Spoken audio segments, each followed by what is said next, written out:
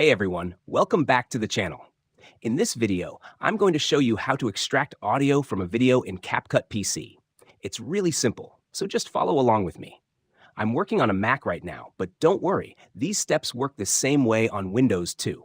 The interface is identical, so this tutorial will be useful for both platforms. The first step is to create a new project and import your video. I've already done that, so let's continue from here. As you can see, we have our video inside the project, and of course, it comes with audio. To separate the audio from the video, all you need to do is drag your video down to the timeline. Now it looks like this. You can see both the video and the audio track. Next, click on the video clip to select it. Then, right-click and choose Separate Audio.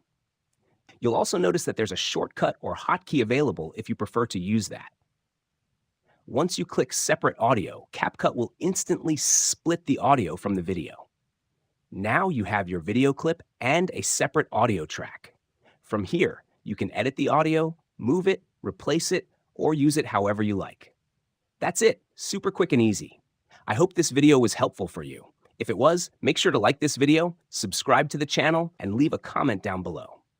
Thanks for watching, and I'll see you in the next tutorial.